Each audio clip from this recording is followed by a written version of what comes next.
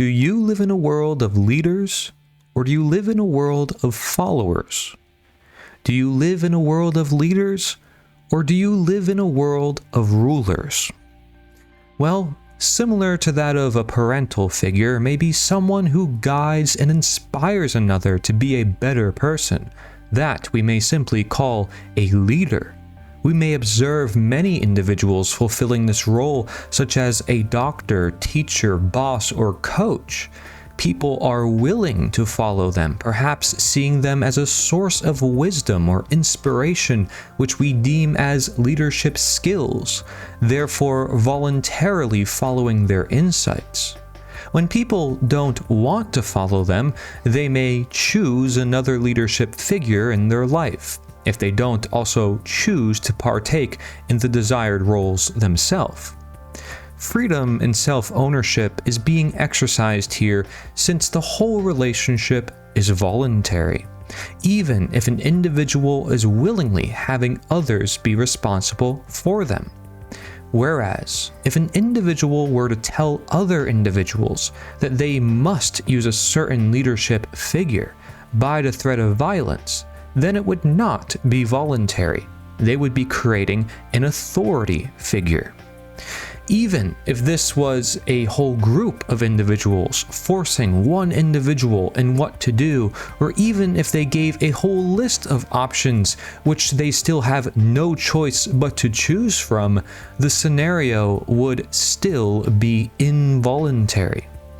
Even children wouldn't want to be violently coerced by their own parents, because if they were in a happy and healthy relationship, they'd voluntarily follow. Similarly, animals in nature want to have autonomy over their own lives, which is why they try to escape when captured. If, however, a child or animal was raised in captivity, only knowing or conditioning to what we would consider to be an abusive or unhealthy relationship, their lack of autonomy would be more likely accepted. Though with total dependence as such, the victim would have a difficult time or not be able to survive when they become abandoned. Additionally, the outsiders of that relationship, who will be the ones that know that it's unhealthy, may engage in leadership to try to help the victim in helping them to their necessary escapes. If we look at an example in the case of World War II, if the outsider sees the action of bringing others to the gulag or concentration camp as wrong, they could defend or help the victims. However, the main reason why that action was committed by order followers was because they perceived their authority or order giver as legitimate, in disregard to morality or what they would do on their own. If outsiders also perceived that authority as legitimate, they would not engage in their leadership skills to disrupt these order followers and help their victims. They would instead become the order followers. This is why an outsider may focus on changing or attacking the order giver or slave master, although these aren't the many followers who are actually taking the action, and the authority is dependent on them.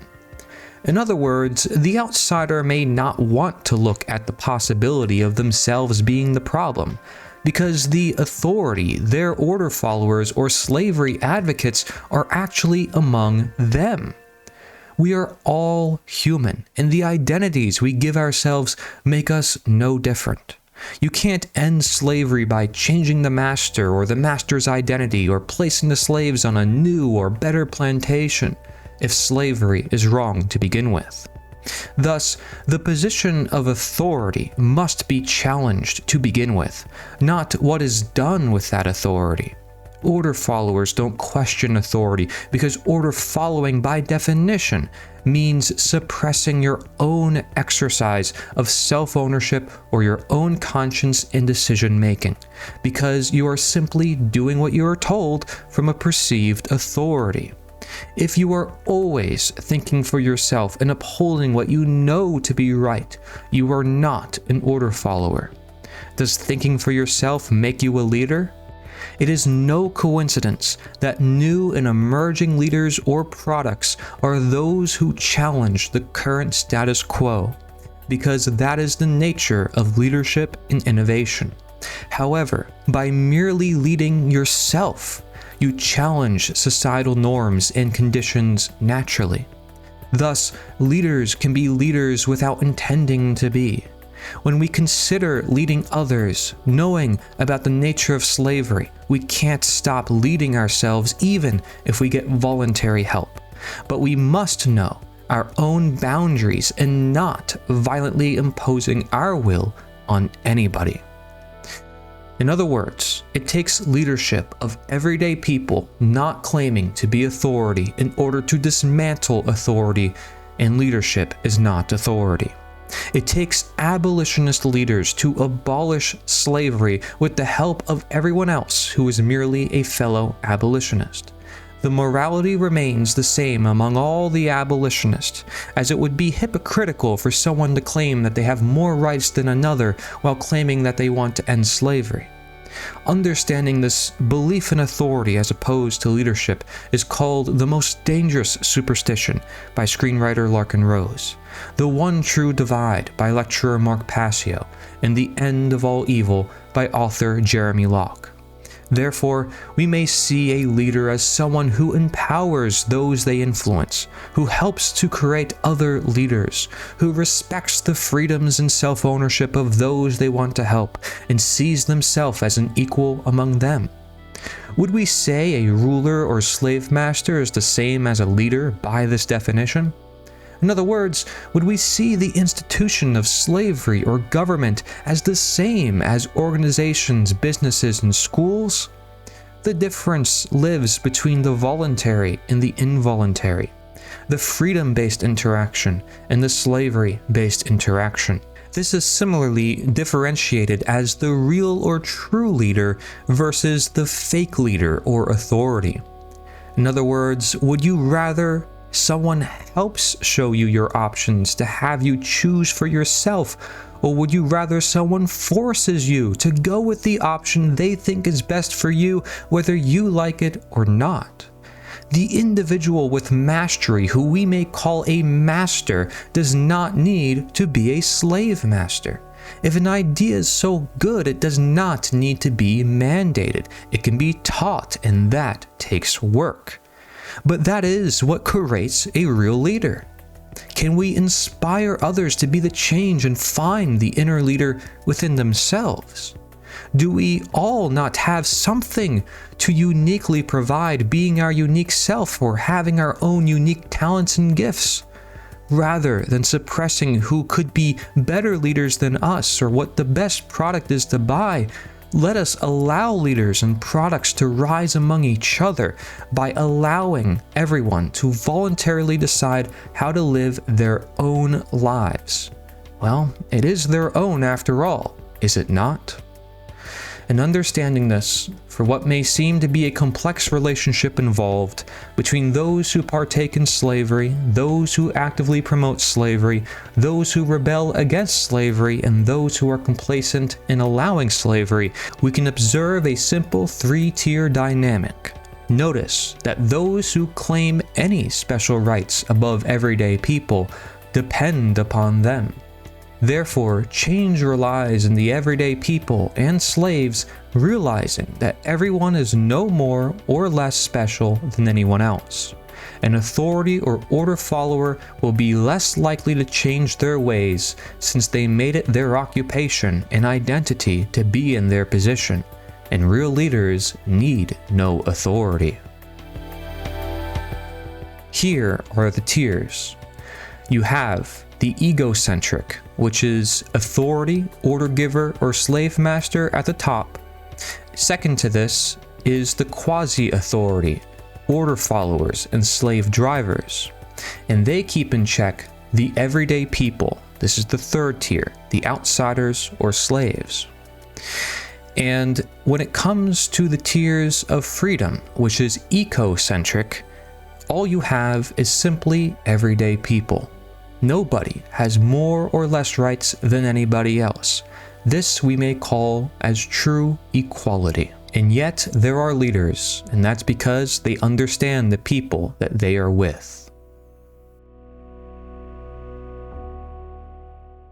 Civil War era slaves such as Frederick Douglass and Harriet Tubman acted as dissidents and offered resistance against the practice of slavery by escaping themselves and fleeing to states where slavery was not practiced, and then helping other slaves escape as well. While means such as these certainly showed disdain for their former masters and their abhorrent actions, many would argue that these means undoubtedly still constituted what could only be called passive resistance, since they did not directly take action against those who were conducting such hideous and immoral practices without any right to do so. Now, I'm not saying that they were wrong for doing this. They were tremendous for doing this, okay? But in my estimation, I'm just speaking for myself, it doesn't go far enough. It's still advocating simply for escape to another place where this isn't going to be done to you. How many people still think, well, where can we run to? I'm going to expatriate. I'm going to go down to, Uruguay, or Costa Rica. I'm not running anywhere. I'm staying right here and fighting this evil. Not going anywhere. That's a patriot and a being with courage to fight evil. And if I'm struck down dead, I'll be struck down dead fighting for freedom, true freedom. No one was coming with reason to help them be liberated, and no one was listening to the reason that the practice of holding them in duress like that was immoral and done without right. So they took up arms and did what they had to do, and you know what? They are absolutely commended by me for doing it, because that's what protecting your freedom is when you don't have any other recourse. And we're going to come to a place like that, and it's going to make the Haitian Revolution look like a little boy and girl's tea party because of what exists, the kind of technology that exists in America. And once again, I'm trying to avert that. But without more teachers stepping up and doing this work, we're going to go right down that path of bloodshed. I'm just trying to help you guys understand what is required. This should not be my voice. I should not be the one doing this, saying this. I should have 10 million choices to tag out to and have somebody else come in and pick up right where I leave off. Philosopher Immanuel Kant, who says, respect means to recognize the sovereignty of the other person to be different. Let's go over that slowly. To recognize the sovereignty, what does it mean? Undeniable right of the other person to think differently. When do we show disrespect to somebody? When we say, how can you think like that? How can you say that? It's unbelievable. This is idiotic. This is totally inappropriate. What are you really saying to the other person? Don't you dare to think differently. You must think like me. That's showing disrespect. Respect means to accept the other person as a right to think differently. It doesn't mean you have to agree with them, but to give them space to think differently. That's respect. That's respect. And what is trust? Trust is not synonymous with respect. Most people think, oh, it is one and the same. It isn't. Trust is when you believe, you have faith that the other person has your interest at heart. You trust those people that have your interest. When you share interest, when there is common interest. That's why with a person you trust, you can turn your back to them. Why can you turn your back to them? Because since we share the same interest, if they stab you, they actually stab themselves. That's why you can trust them. They have your interest in heart. That's why they're not going to hurt you, because hurting you is hurting themselves. I trust people that share my interests. I respect people I learn from. If two people think alike or identically, one of them is unnecessary. Talk to yourself. What do you need the other person for? So what is a leader? A leader has to make the different fingers work together, like a hand. A leader has to make differences work synergistically. So we kind of enrich each other with our differences. We learn from each other.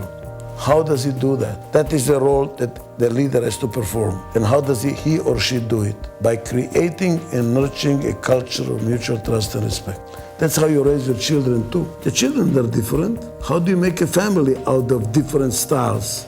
You and your spouse are different, the children are different. This can be a mess, can it not be? How do you make a family out of it? There must be mutual trust and respect. We must respect our differences, and we must share the common interest as a family. What you haven't recognized is we're all naturally born leaders. The difference is she's looking at the glass half empty instead of seeing the glass full. Yes, we are born with leadership. We are born to be leaders. But what we do with it, do we make it to the next level? Do we fill the glass all the way? Have we been mentored? Have we found our fit, or are we forming our fit for leadership? You see, these are the questions that haunt us, linger at us, hold us back. But it's this basic underlying belief that we don't have some sort of natural quality to lead. Oh my gosh, that is just such a misconception, and I was able to dispel that with her, and I hope that I'm able to do that with you, that you are born to lead. Most of the leaders are on top, and the only thing they see is shit. But the followers on the bottom, well, they only see assholes.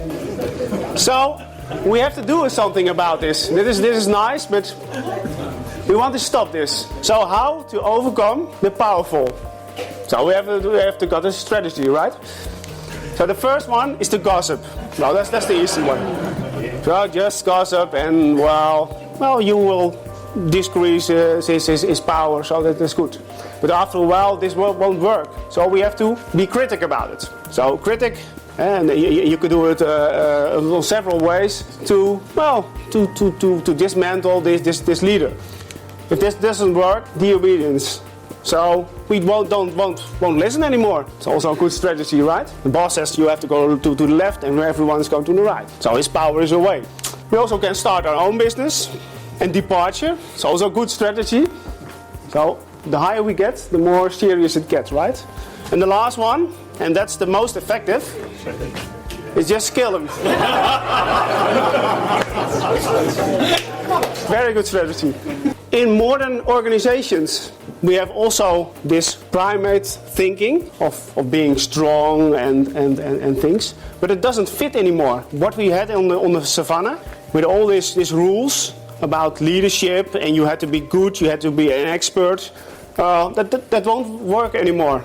Because sometimes you don't have to be tall, or you don't have to be grey, or you don't have to have some kind of experience in order to get this leadership. Because you can be a good leader without all these normal qualities you had to have in the past. They don't exist anymore in the present. So you can find this, for instance, with women. Women can fulfill perfect leadership role, but when you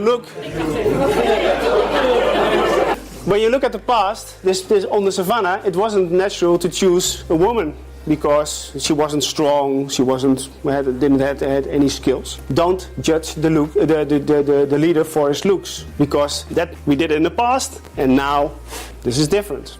So the looks.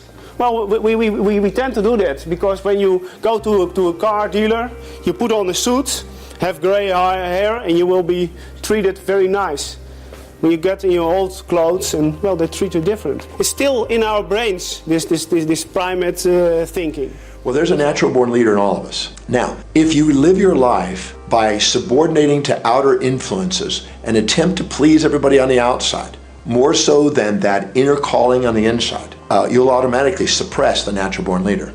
I said on The Secret, the movie The Secret, when the voice and the vision on the inside is greater and more profound than all opinions on the outside, you've begun to master your life. And what that really means is, when you live congruently with your intentions and aspirations, according to your highest values, your natural tendency to be your most authentic leader and most profound person comes out. Some people don't learn what their highest values are, and they suppress it, and therefore they think they don't have that leader in them. And others wake it up and discover it, and they move forward with it. But you can do it consciously. So prioritize your daily actions. Look at the things that are truly most inspiring and important to you, and figure out a way of delegating lower priority actions to somebody else.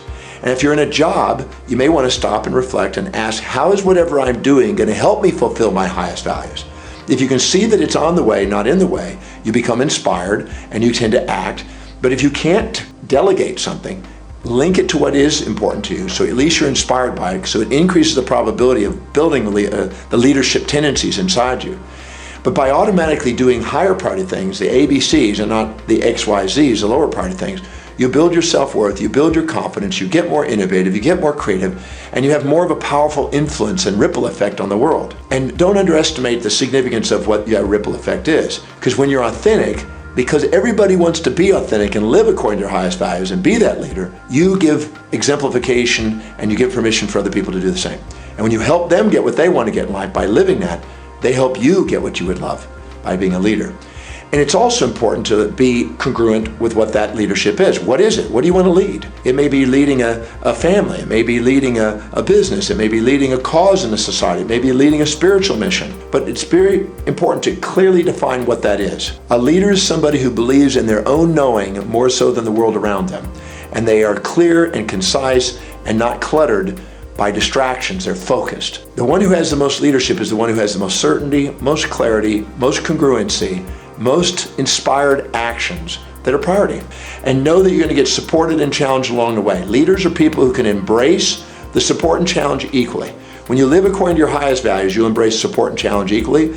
And that's why you want to prioritize your actions. You'll embrace the two together. You'll not get swayed by the supporters or the challengers, the distractions of life, and you'll end up empowering your life and doing the same for other people. So allow the natural born leader to be there by living according to your highest values so you can be the most authentic you and make the biggest exemplification of what's possible for other people, and give yourself permission to make a massive difference in the world. Self-awareness is the first component of emotional intelligence. But understand that it becomes the base for improving our leadership through understanding, self-regulating, and then improving our ability to interact with others. Leaders inspire. Bosses use the carrot and stick, a punishment and reward. Leaders fucking inspire. And here's the thing about being a leader. You shouldn't want to be a leader all the fucking time.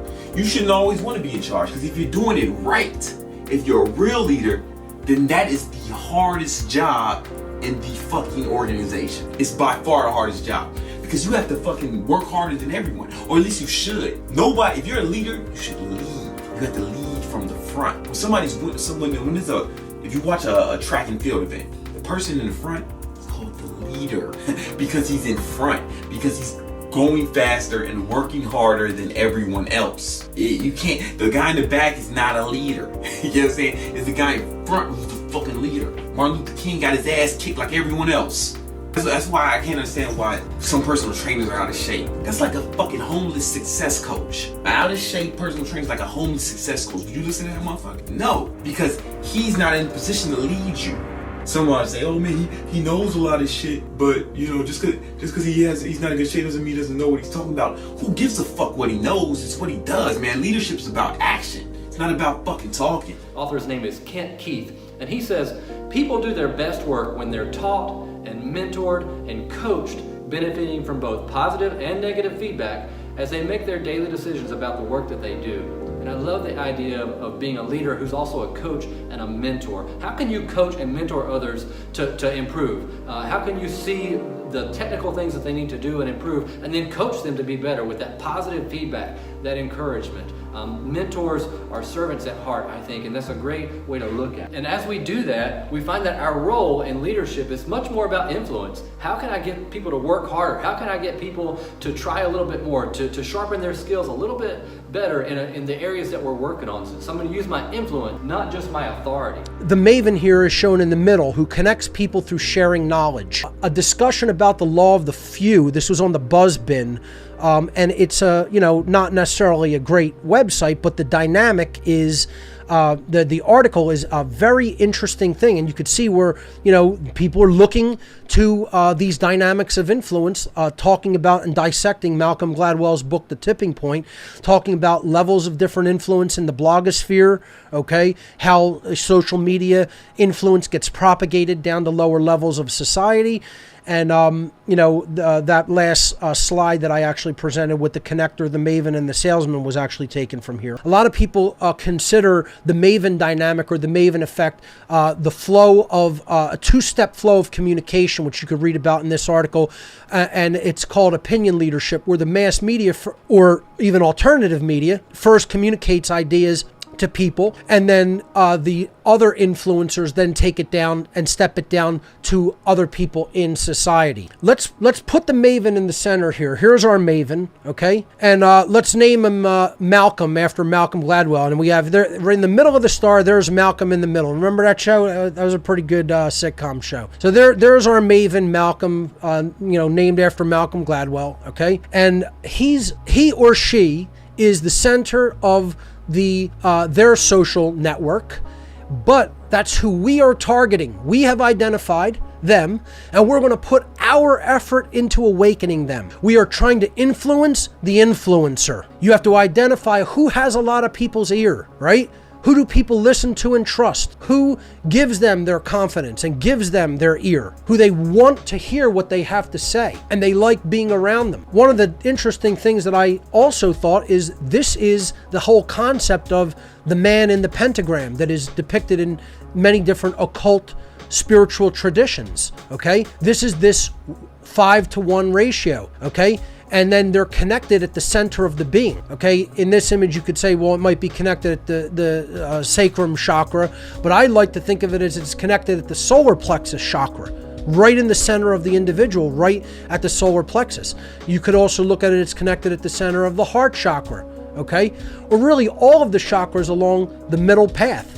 And the ones that are the most important are obviously the third eye, the heart, and the solar plexus, because that's the mind, the heart, the care, okay, the intelligence, the care, and to me, most importantly in this dynamic, the solar plexus chakra is where it all connects and comes together, because that's the courage center. And this is about courage to speak. This is about courage to put the truth out there, especially in an age of censorship, in an age of suppression of knowledge and ideas and information. Boom. That was 13 dominoes. If I had 29 dominoes, the last domino would be as tall as the Empire State Building. Thank you for watching this part of the docu-series Slavery Gone for Good. Be sure to watch our other parts for a more deep understanding as to the nature of truth and action in its fullest extent. If you want to learn more and hear more quotes that have not been discussed in this video, be sure to buy the book Slavery Gone for Good Black Book Edition. This is the most important work in history, and you are part of that work. Do not forget it. As Frederick Douglass, former slave and abolitionist, said, "Knowledge makes a man unfit to be a slave."